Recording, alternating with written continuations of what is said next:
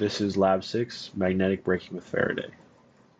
So the purpose of this lab is to use an experiment to show magnetic braking and gather some data, and then we're going to create a computational model to model this magnetic braking, and then we're going to compare results between the two models.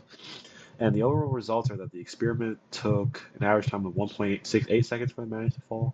The computational model took 1.286 seconds, and there was around a 26% difference between the two.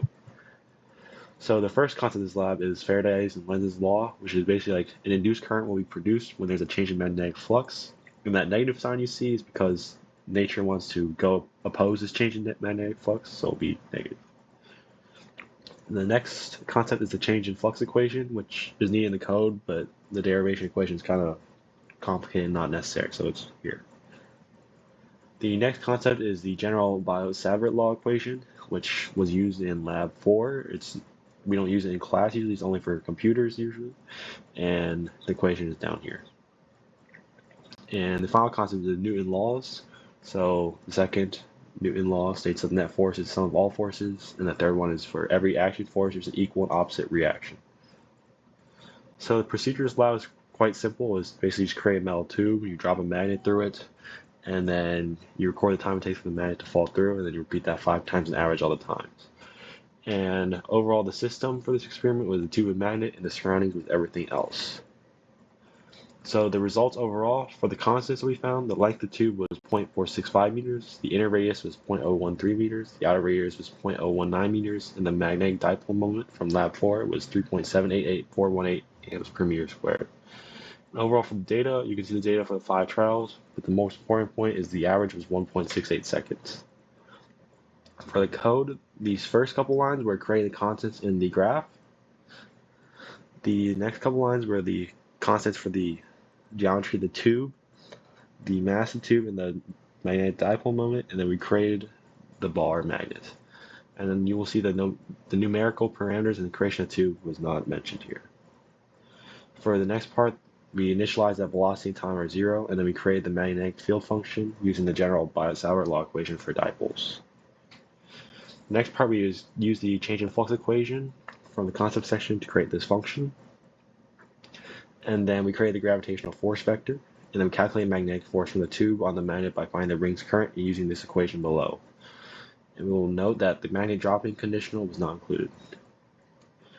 And finally, we calculate the magnetic force on the magnet and found net force, and then we used Newton's second law to find velocity and position, and then we plotted velocity. So overall for the results, you can see this video right here. As you can see, the time for the tube was 1.286 seconds. So interpreting the simulation, the intensity of the color on the tube indicates the magnetic current flowing through each ring. What is which direction? So red would be counterclockwise because as the magnet falls, the magnetic field pointing down grows stronger. So the red current on the bottom must be counterclockwise to provide opposing upward magnetic force. And the opposite would be for the top, the blue one would be clockwise.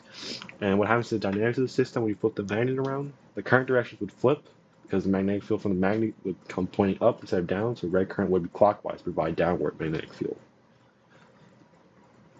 Comparing the real-world system to the computational system, the real-world system took 1.68 seconds, while the model took 1.286 seconds, which was a 26% difference. To make the model better, it would be beneficial to account for air resistance and possible friction. And what does the shape of the velocity versus time plot tell us about the forces acting on the bar magnet? In the middle section of the plot, you can see the line was like straight, so that means the force of gravity is equal to the magnetic force, which would cause no acceleration, which is why it would be straight. And on the ends, there was a downward slope, which means force of gravity is greater, which would cause a downward acceleration. Explain that downward slope. Some sources of error were air resistance, friction if the magnet were to collide or run against the walls of the tube, and human error with the timing.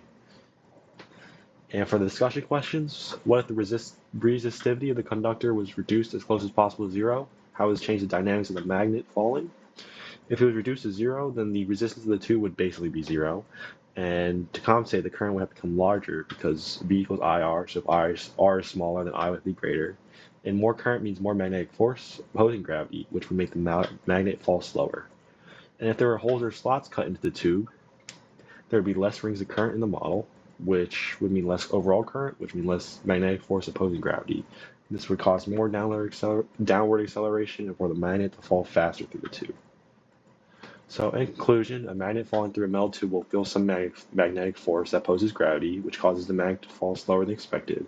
The magnet falls faster at the ends of the tube, and flipping the direction of the magnetic dipole would flip the induced current direction.